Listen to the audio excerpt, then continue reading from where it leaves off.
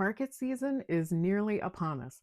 And if you own a 3D printing business and you want to be getting out into different markets over this coming holiday season, I am here to help you with any questions that you have along the way.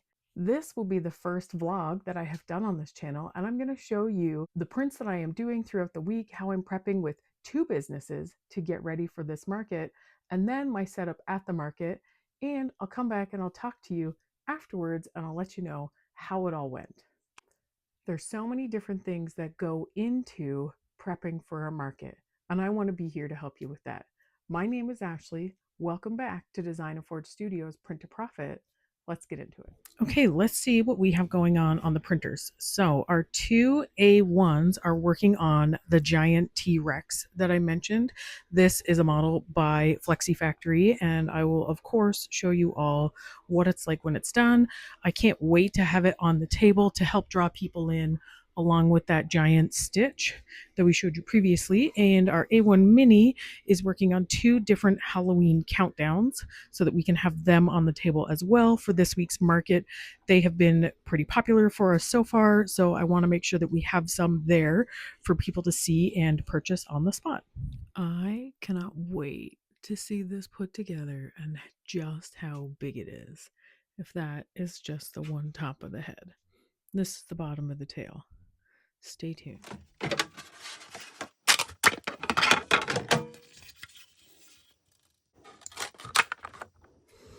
Good morning. It is about 6 a.m. here because market weeks mean very early days in the bakery for me. So I'm down here checking on my large T-Rex. It's doing amazing. This part has just over 4 hours to go.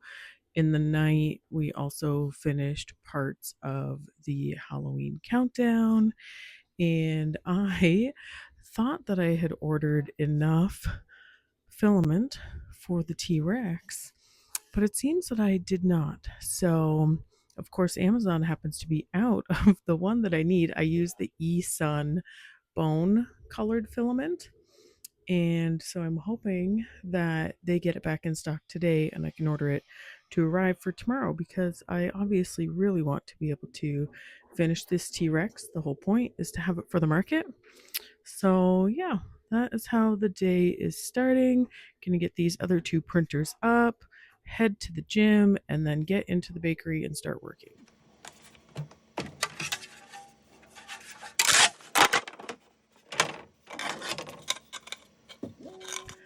All right, checking back in on the progress of our giant T-Rex. We've got about 5 hours left on this part. I did put this up to sport mode because this is just for display purposes only. And it is a skeleton. So if it looks a little bit rough, it's okay by me because it's bones. But I actually don't think that it looks all that bad. But I did put it up to sport mode because it is a very, very long print. And I'm okay with that. I have to crack that plate. Those are the last pieces of the Halloween countdown. Over here, we're making these cute little 3D gob ghosts with pink pumpkins. I've already done them with orange pumpkins, and then I'm still going to do them with some blue pumpkins. And the feet for our T-Rex finished earlier. So big compared to my hand. I can't wait to get this guy together and see just how big he turns out. And if you want to pop into the bakery with me quickly, I'll just show you what I have going on in here. So I'm working on some chocolate covered Oreos. They have edible images on them. It's printed with edible paper. Love this stuff. Use it on so many different things. Giant chocolate covered marshmallows. I've got chocolate covered sour keys and licorice and pretzels in there. I'm about to start baking macarons. I have cupcakes to do. Tomorrow morning, I'll be baking about 120 scones. So much work to do before this market, but so far, everything is going great.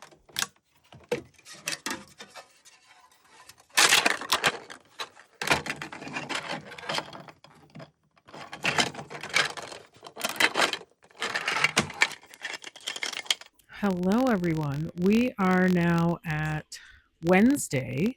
It has been a very busy week. Let's take a look at what we have printing. So these are the latest, the mini dragons from 3D Gob. I've been a part of that Patreon for several months now, probably right back to the beginning of starting this business. I love so many of their prints. but these ones have little pumpkins on the top. They're very cute. And on the mini, I am getting more of the macaron clickers printed. These are a free item that I am giving to my bakery customers this month when they place an order over $25. So I have a handful of custom orders going out this weekend as well as the market prep, and I needed more clickers for that. And then these are the Yetis by 3D FlexiForge. I joined their Patreon about 2 months ago. They're definitely one of my favorite creators right now. People say that there are similarities between the looks of theirs and 3D Gob, and maybe that's why I like them so much. But I put magnets into all of these. You can see the white circles where they've covered over so that they can go on the fridge. I love being able to put magnets into everything now. I am awaiting a roll to be delivered later today of more of the bone colored filament. Unfortunately, Amazon is out of the eSun brand of it. So for the first time, I am ordering the 3D Houjure, and it looks like it's fairly similar in color when I see it on Amazon. So I'm really hoping that it is in person, because I've got one more big piece that's about a 15-hour print for this guy before I can get it together. Okay, it is now 6:30 p.m. It has been a very busy day, mostly in the bakery, because thankfully these machines do a lot of the work for me. So let's just check in and see how they're doing. So we are still going here on our Yetis. There's about 3.5 hours left. This one, unfortunately, there was an issue printing the second part of the macaron clickers. And because my day is just so busy, I had to stop the machine. It was printing in the air. There was a whole bunch of filament all around, which is unfortunate because it's really nice Zyro filament that I love and is not the cheapest for me here in Canada. So it was disappointing that that happened. I'm not going to be able to sort that out for another couple hours until I finish in the bakery. And then here, the 3D Gob little dragons are doing great. You'll notice on this plate, I have the spider that it is purging into. I always choose to purge into the infill. And then there are also times where I will purge into an object too. And I've done the spider there. I did not purge into anything on this plate. I kind of wish I did, because I feel like a white and gray and blue spider would have looked pretty good. But this is where we are. My Amazon delivery came with my 3D Houjure, that's how you say it, filament. To finish the T-Rex after this, it looks pretty much the exact same color. So I'm really excited about that. And I will get to finishing that T-Rex as soon as these are done. Which one? Looks like the Yetis will finish 20 minutes sooner. So I will get it going on there, and that will have to print all night and into half of the morning, and then I'll have to get it together pretty quickly before the market. Happy Thursday. It is market day. It is currently 5:20 in the morning, and this has been going all night long. Again, I had it printing on sport mode. There's still just under 6 hours left. I needed it to print on sport mode. Otherwise, it wouldn't have finished on time for me to leave for the market. So this will get it done for me around 11 a.m. And then I will have time to put it together. There was a pause when the filament switched over. So to show how similar the filaments are, you can see the line there, and I am pretty impressed. I don't think that that's going to be noticeable really from a distance. And again, this is for display purposes only for markets. So I'm pretty happy with it. And then overnight, I forgot that I needed the bodies for these. These are by Blob Lab, and I forgot I didn't have the bodies for them. So I printed a few of those overnight. I'm going to get them off of the plate. I'm going to get the macarons going on here so that I don't have an issue. The issue that happened on the mini yesterday was when I put in a pause to go between the middle white filling and then the outer shell. And I'm not sure why that happened. It just did not continue properly. So I figured I would just wait and get it done on here. So I'm going to get that going and then head off to the gym. And then I have 120 scones to bake. So let's get this day going. And my 3D FlexiForge Yetis are done. I only did one angry one and 4 happy ones. And I think they turned out so good. And these are just about done. It's only the tip of their antlers that have to finish now.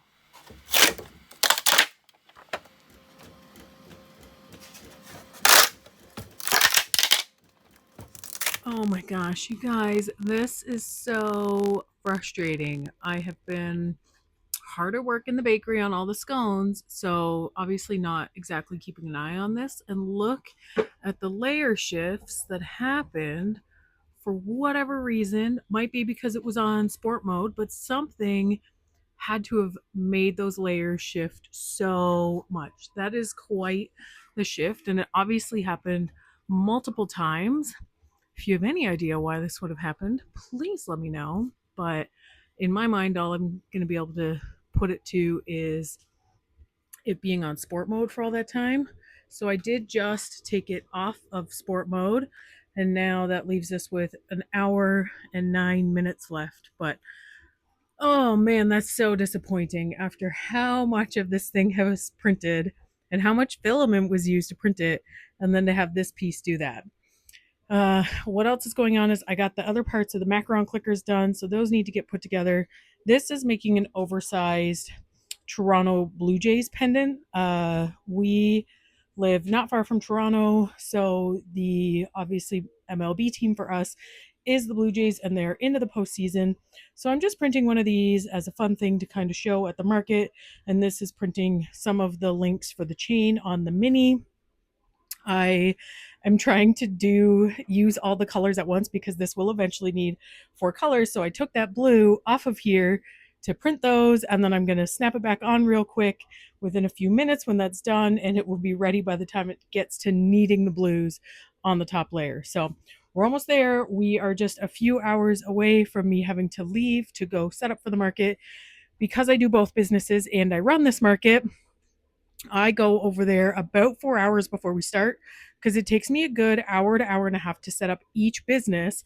And I like to be ready 30 minutes in advance in case any of the vendors or anybody has any questions. Also, it gives me the chance to take some pictures. Man, I'm so disappointed in this. So I don't like to feel rushed, and I like to go over there really early. So I am trying to finish baking my scones so that I can get the rest of the stuff packed in the car, have some lunch, maybe get the opportunity to sit down for a few minutes before I go.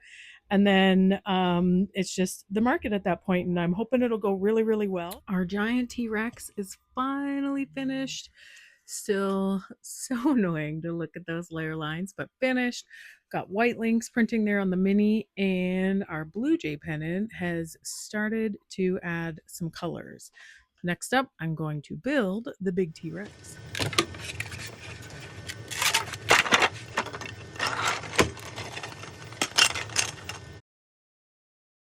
We're going to start just by putting the head together here, and it's supposed to just slide into place. There we go, to get the big one together. Step one, head is done. Step two is we got to attach this part. I am going to be super gluing this guy together and then leaving him to sit for a few hours so that it can set.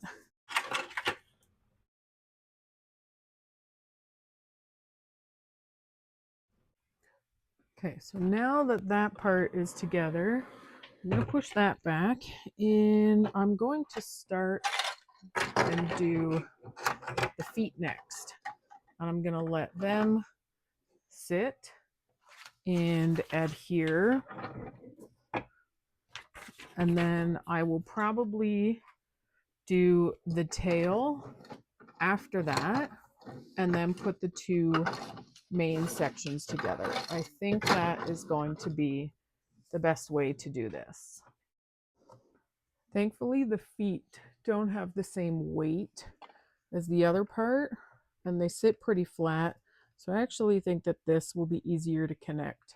It's hard to not just look at these layer shifts while I sit here with all the plastic and time that went into building this T-Rex, and to know that just in the last 2 hours there was a layer shift that did that is just crushing to me. I am back to get this guy together. We are going to get this big part glued together now.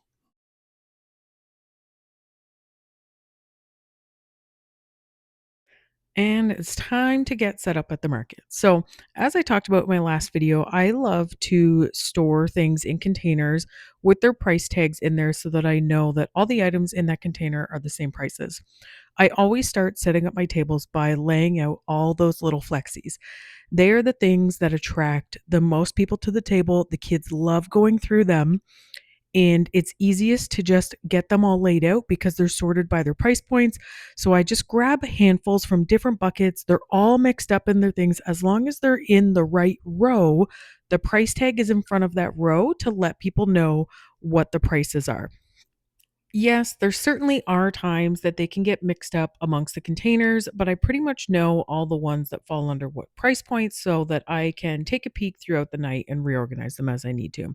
Then I move on to some of the bigger items, the snakes, the dragons, these remote controller stands, things where there are fewer of them. So there's not as many bunched together. They all have more individual price tags, and it does take a little bit longer to get all of them set up because of that.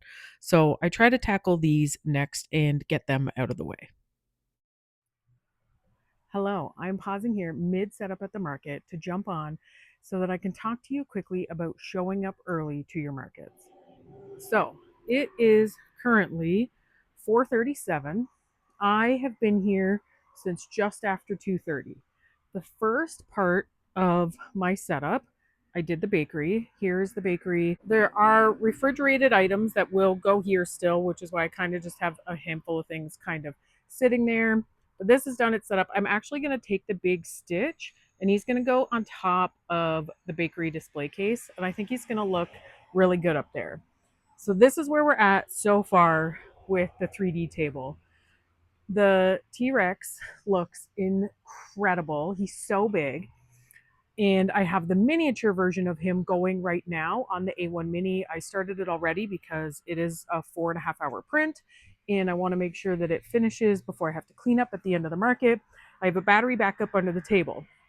Now, the reason why I want to just talk briefly, sorry about the traffic in the background, I can't help it. This is the space for the market. This is my market that I set up. So between this property and our property next door, we will have, I think, 21 or 22 businesses. So we'll get very busy here very soon. I expect the other vendors to start showing up any minute, which is why I'm doing this now. Anyways, I change my table layout just slightly every single time. This time, I obviously have some Halloween stuff, so I've got to put those in there. But I do like to change it up a little bit, which is why I like to come here early. I don't ever want to feel rushed or panicked. The last market we did, I was late to, and I just really don't like that feeling. I would rather be done an hour before the market starts and just kind of looking over everything than to, sorry, my sign had fallen over, than to be rushing. And again, these are new signs that I made for this market. So this one, accepting cash, debit, credit. And then I also made this one, custom orders welcome. And I am going to put it with some of these name signs so that people see them. But I never want to feel rushed. So I always get here really early. And I just want to stress on not stressing yourself out by giving yourself lots of time at your markets so that you don't have people already shopping. For me, the bakery, I will have people wanting to shop at this table 15, 20 minutes before the market starts. So I know I have to be ready to go before that. So that is it for now. I will show you the table when it's fully done and ready and set up, which will hopefully be within the next 20 minutes because I really want to be done before most of the vendors show up so that I can answer their questions and help them. And here is the quick overall view of how everything finished being laid out on the table, how we kind of did our spacing for this market. Again, each one has the layout a little bit different, and we got it done just in time for everybody to start showing up.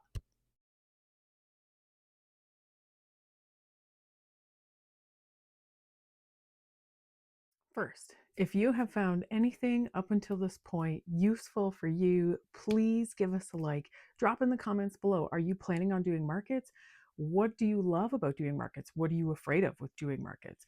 If I can help you with them, I would love to.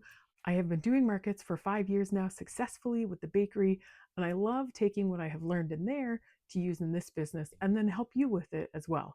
Give us a subscribe if you want to continue to see more information like this and how to grow your 3D printing business.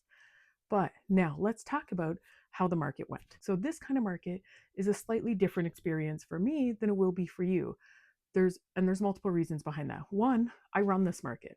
This is twice a year. I put together a market in our town at night. It is only a 2-hour market. I do it once in the spring and once in the fall. But with that, I'm also doing two businesses at this market. So we have the bakery set up and we have the 3D printing business set up. When it used to be just the bakery, I actually had two tables loaded so much with baked goods. Once I started incorporating the 3D printing business, I brought the bakery table down to one and used two tables for the 3D printing business. Now, I wish that I could have taken video for you during the market, but because it's only 2 hours long, it's too busy for me actually to be able to have that moment to do that. And I really wish I could have shown you my son in action because he really stepped up at last night's market. He manned the 3D printing table all by himself for the first hour of the market while I was dealing with a lineup of customers at the bakery. He was answering all their questions, he was taking all their money, giving them change. He did such a fantastic job. I bet we wouldn't have sold half of what we sold if he wasn't over there working hard at that table. And that goes back to, again, having somebody present and interactive at the table. I know that I've talked about this before, but you have to have that person there who really wants to engage with people and makes them feel welcome when they come up to your booth or your table. I also do know that people love to talk to kids and interact with kids, and the fact that he is a part of the business as well, that does give us a little bit of an advantage maybe because people want to come up and talk to him and ask him about the different things that we make. So, dollar wise, how did we do in the end? Keeping in mind that this is a 2-hour market, and if I'm being perfectly honest with you, it was not as busy of a night market as there is in the past.